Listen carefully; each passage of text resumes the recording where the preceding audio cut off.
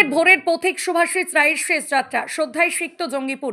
তৃণমূল কংগ্রেসের জন্মলগ্ন থেকে যিনি দলের সঙ্গে যুক্ত, রাজনীতির উত্থান পতনের সাক্ষী যিনি, শেষ পর্যন্ত সেই প্রবীণ নেতা শুভাশিস রায়কে হারিয়ে শোকের চা নেমে এলো মুর্শিদাবাদ জেলা তৃণমূল কংগ্রেস। রবিবার রাতে হৃদরোগে আক্রান্ত হয়ে পরলোক গমন করেন তিনি। সোমবার সকাল 11:30 তাঁর শেষ দর্শন ও শ্রদ্ধা জানাতে ভিড় করেন দলের শীর্ষ নেতৃত্ব থেকে শুরু করে স্থানীয় কর্মীরা। 2000 সালের শুরুর দিকে যখন রাজ্যের মাননীয় মুখ্যমন্ত্রী মমতা বন্দ্যোপাধ্যায় কংগ্রেস ছেড়ে তৃণমূল কংগ্রেস গঠন করেন, সেই সময় মুর্শিদাবাদ জেলা থেকে কয়েকজন তরুণ রাজনৈতিক কর্মী কংগ্রেস ছেড়ে নতুন দলে যোগ দিয়েছিলেন। শুভাশিস রায় ছিলেন তাদের মধ্যে অন্যতম। তার সঙ্গে ছিলেন সাবির হোসেন ও ফুরকান সাহেব। দলের গোড়াপত্তনের সেই কঠিন দিনগুলোতে যারা পাশে ছিলেন শুভাশিস রায় তাদেরই একজন ছিলেন। তিনি আজীবন তৃণমূলের পতাকা হাতে রেখে নিজেকে সংগঠনের কাজে বিলিয়ে দিয়েছিলেন। প্রয়াত শুভাশিস রায়ের শেষ যাত্রায় তাঁর সেই পুরনো সহযোদ্ধা ফুরকান সাহেব যেমন উপস্থিত ছিলেন, তেমনই এসেছিলেন জঙ্গিপুর লোকসভার সাংসদ খলিলুর রহমান। তৃণমূল কংগ্রেসের জেলা নেতৃত্বের পাশাপাশি অসংখ্য কর্মী সমর্থক তার প্রতি শেষ শ্রদ্ধা জানাতে সমবেত হন। শেষ বিজয়ের মুহূর্তে উপস্থিত সকলের চোখে ছিল শোক ও গর্বের মিশ্রণ। একজন সংগ্রামী কর্মীকে হারানোর বেদনা, যিনি দলের শূন্য থেকে সূচনার দিনগুলোতে ভরসাস্থল হয়েছিলেন।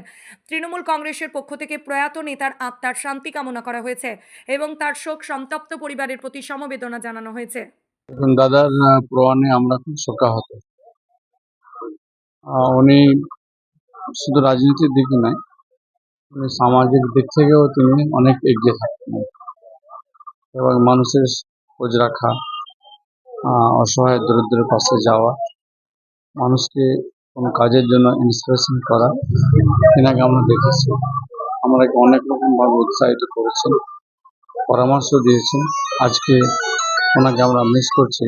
একজন কাজের মানুষ, কাছের মানুষ, একজন ভালো মানুষকে আমরা হারালাম আর কি।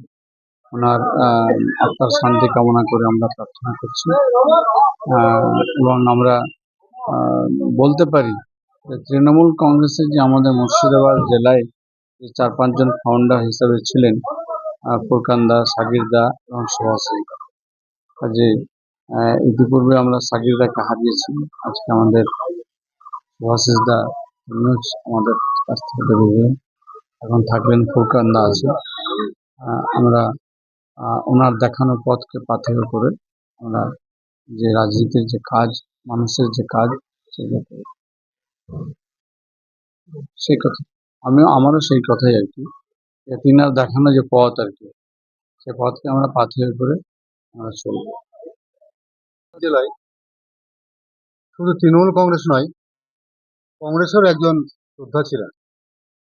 সত্তার সাহেব যখন মুর্শিদাবাদ জেলার নেতা কংগ্রেসের, তখন সত্তার সাহেবের অন্যতম সহকর্মী ছিলেন শুভাশিস রায় এবং তার সহযোগিতায় লালগোলা ব্লকে কংগ্রেসও শক্তিশালী হয়েছে। 1998 সালে তৃণমূল কংগ্রেস যখন তৈরি হয়, মমতা বন্দ্যোপাধ্যায় আমাদের মুর্শিদাবাদের যুব কংগ্রেসে যারা আমরা নেতৃত্ব দিতাম, আমি, সাকির হোসেন, শুভাশিস রায় এবং অশোক, আরও অনেকেই, তাদের নেতৃত্বে মুর্শিদাবাদের তৃণমূল কংগ্রেস গঠিত হয়।